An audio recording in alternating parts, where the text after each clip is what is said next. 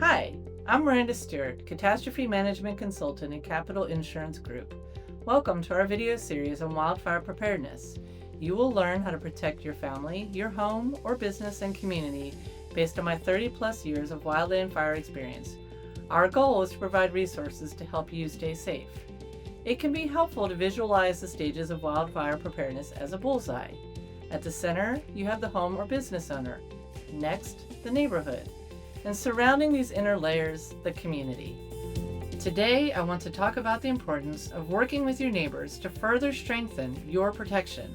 This is where FireWise communities come in. My name is Joe Cardoza, and I've lived up in Magalia. I'm in Upper Magalia for 8 years. I used to live in the suburbs, and once I moved up here with my house and my 10 acres, I knew at that point that I had to learn how to manage my property. And so therefore I joined the Paradise Ridge Fire Safe Council. I think that's one of the difficult barriers for homeowners is they don't know what they don't know, for starters. And so when we can educate them on the pieces that they need, then also give them options for products that are all reliable but can be a range of cost to install, because we're not all on the same economic standard. Right. But we need to all have the ability to make our houses resilient as possible. So there are efforts that take no money, such as removing that vegetation around your house, up to higher end products that can involve installing sprinkler systems, etc. And as we learn these things, for instance, for my home, I bought some fireproof fence, and they're a little costly, and everybody is different when it comes to income. So this fire retardant mesh is a lot cheaper way to go, and that makes it more affordable. Therefore, people can consider it to use. And the return on that investment is priceless, because embers are the main cause of how fires are lost in a wildfire. So that mesh prevents embers from getting into those susceptible areas of your house, and where your house then ends up burning from the inside out because the embers have gotten into your house. And what a lot of people don't know is actually wildland firefighters in particular, that differs from CAL FIRE. They're trained to go in houses and they have the equipment. Wildland firefighters from federal resources, for example, and contractors don't have those resources, are not trained to go into a house. And even when you have a resource that's trained to go into a house, things are moving too quickly in a wildfire. We're going to keep moving on. So protecting that house from the outside, keeping fire from ever getting inside, that increases your resilience. Another thing that we did, and in fact, I just had this done 2 weeks ago, is I called for a CAL FIRE home inspection. And here's why. I think I know everything about it. To get that different opinion from the professionals. Yeah. Hey, if you see something, tell me.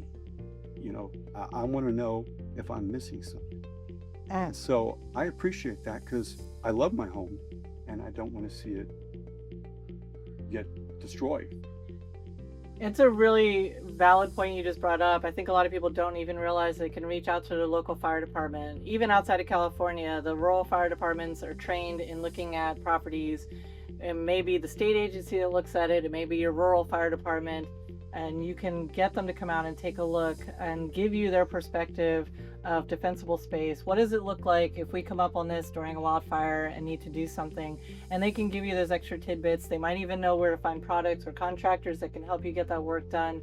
It's in their best interest to have their community survive as well. So they're going to give you as much information as they can. So you have a generation that experienced the campfire and is well aware of those impacts, but you've got young kids now growing up that never experienced that situation. How are you training the upcoming generations to live in this ever-changing conditions that we have? Funny you should ask.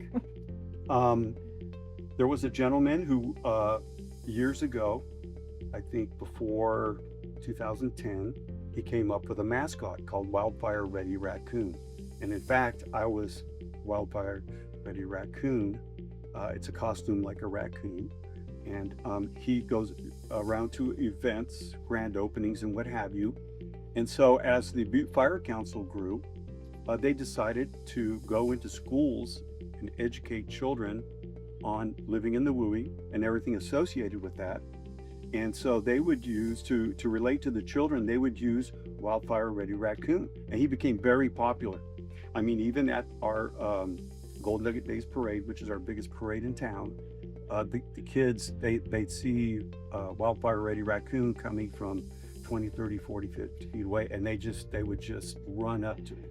So that was good that they could identify the raccoon with what they're learning in school. And we would go into those schools and educate them on many aspects of living in the WUI, in regards to what to do with your home, have an escape plan, have to go bags, etc. And that way they grow up and habitually know that living here, these things become habit. Don't wait. Don't think it can't not happen to you. It can.